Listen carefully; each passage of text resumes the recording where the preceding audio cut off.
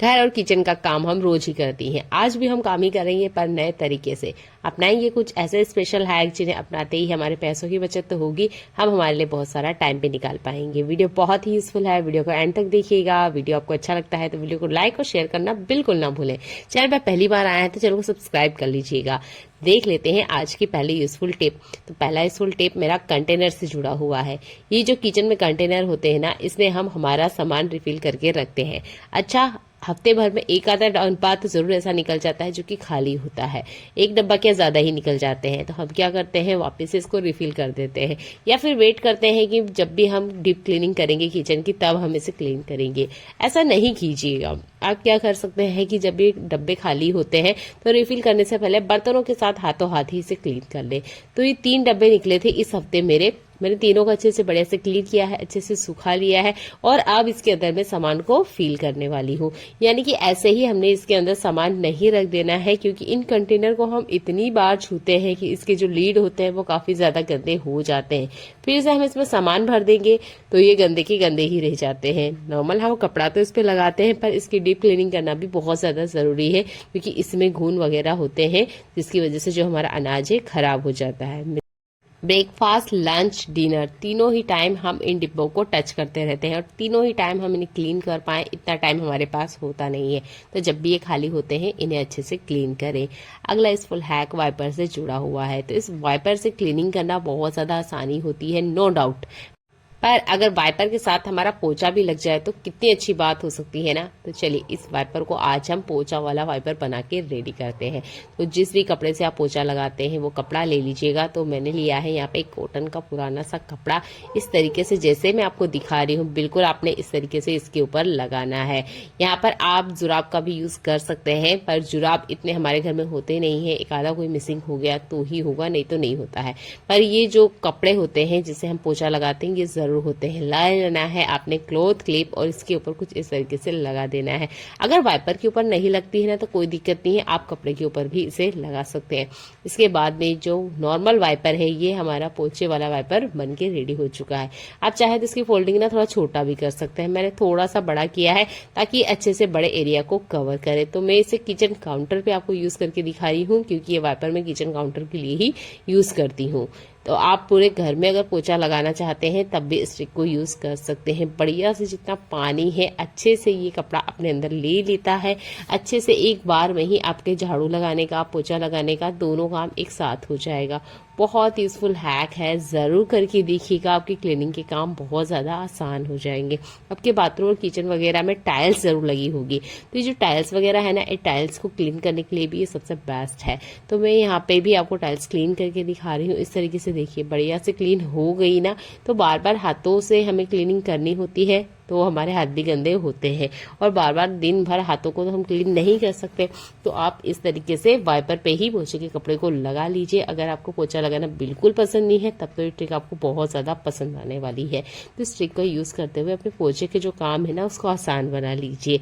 इसके बाद में इस कपड़े को आप निकाल सकते हैं। अगेन इस कपड़े को वॉश कर लीजिए या पलट लीजिए, जैसे कि मैं भी आपको पलट के दिखाने वाली हूँ, और फिर से क्लॉथ क्लिप को लगा लीजिए। बहुत अच्छे से देखिए क्लीनिंग हो चुकी है। तो एक बार ना आप भी इस ट्रिक को यूज करके देखिएगा।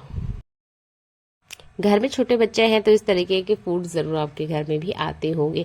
अगर हम इसे खुला ही छोड़ दें तो ये बहुत जल्दी सेलन आ जाने की वजह से खराब हो जाते हैं। अभी देखिए बहुत बार ऐसा होता है कि पैकेट में पूरा फुल होता है, यानी कि थोड़ा बहुत ही यूज होता है, बाकी यूज में नहीं आया होता है। तो मैंने आपको बहुत सारे ट्रिक इससे जुड़े हुए बताए हैं, पर आज ना सबसे सिंपल वाला ट्रिक मैं आपको बता रही हूँ, जिसमें हमें गैस के पास जाने की जरूरत नहीं है, ना ही कुछ गर्म करने की जरूरत है। बस आप इसे इस तरीके से मोड़ लीजिए। यहाँ हम टेप का भी यूज नहीं करने वाले हैं, अलग डिफरेंट सा हैक है, तो इसे आप जरूर कर सकते हैं। तो हमारे घर में ना क्लॉथ क्लिप जरूर होती है, तो इस क्लॉथ क्लिप को ना आपने इसके ऊपर लगा लेना है। अगर 4 से 5 क्लॉथ क्लिप अपने किचन में जरूर रखा करें। इस तरीके की जो फूड आते हैं इनको आप आराम से पैक कर सकते हैं। ऐसा नहीं है कि इसे पैक करने के बाद हम 6 महीने बाद खोलेंगे, नहीं, दूसरे या तीसरे दिन ही हमें इसे यूज में लाना होता है।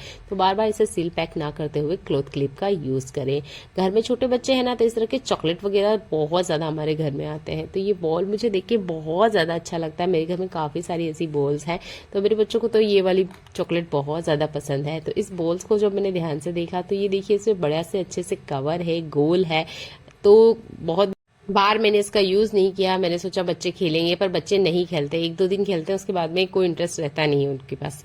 तो हम क्या कर सकते हैं ना, इसका यूज ले सकते हैं बच्चों के रबड़ वगैरह रखने के लिए, शॉर्पनर वगैरह रखने के लिए आराम से इसके अंदर आ जाते हैं। और ये चीजें है ना, अगर गलती से गुम हो जाए तो टाइम पे मिलती नहीं है। इस तरीके से अगर आप बच्चे को देंगे रखने के लिए तो बच्चा आराम से जरूर संभाल के रखेगा। दूसरा, अगर आप इसमें कोई छोटी वगैरह चीज नहीं रखना चाहते हैं तो इसमें ना आप अपने पैसे रख सकते हैं। तो मैंने तो इसमें जितने कॉइन्स मेरे पास हैं वो सारे के सारे इसमें डाल दिए हैं। और ये ना हार्ड बॉल की तरह रेडी हो गई थी, यानी कि जब मैं इसे हिला रही थी तभी ये बॉल हिल रही थी। अगर आप किसी भी काम में से नहीं लेना चाहते हैं तो आप इसके अंदर अपने पैसे आराम से रख सकते हैं। ये बहुत ही आसान से ट्रिक्स हैं। तो मैंने यहाँ कॉइन रख के बताए हैं, अगर आप यहाँ नोट रखना चाहते हैं तो उसे भी आराम से रख सकते हैं। और देखिए, किसी को पता तक नहीं चलेगा कि आपने इसके अंदर इतने सारे पैसे रख रखे हैं। मैंने पहले इसमें लगभग 10,000 रुपए रख रखे थे और किसी को अंदाजा तक भी नहीं था कि इसके अंदर पैसे हो सकते हैं। पर जब मैंने इसे खोल के दिखाया तो सब अचंभित थे कि यार इसके अंदर इतने सारे पैसे थे और हम तो सोच रहे थे ये बेकार पड़ी हुई एक बॉल है। तो देखिए, बेकार पड़ी हुई बॉल का भी आप इतने अच्छे से यूज ले सकते हैं। आई होप ये ट्रिक आपको पसंद आती है। अगर आप गृहिणी है तो एक बार इसे जरूर करके देखिएगा। देख लेते हैं आज की यूजफुल अगले हैक्स। आज मैं आपको एकदम फ्रेश गाजर दिखाने वाली हूँ। इस गाजर को देख के इतनी खुशी मुझे कभी नहीं हुई जितनी कि आज हुई है। ये गाजर मैंने अपने गार्डन में से निकाली है। सबसे बढ़िया बात इसकी ये है, मैंने इसमें किसी तरह का कोई फर्टिलाइजर यूज नहीं किया है, ना ही किसी तरह की कोई खाद दवाई का यूज किया है। और देख सकते हैं बिल्कुल ही अच्छी साइज की गाजर ना हमारे गार्डन में से निकल के बाहर आई है। अब आप सोच रहे होंगे बिना फर्टिलाइजर के, बिना खाद के ये गाजर कैसे लग सकती है, इतनी अच्छी ग्रोथ इसकी कैसे हो सकती है। तरीका मैं आपको बता रही हूँ, आप चाहें तो इसे अपना सकते हैं।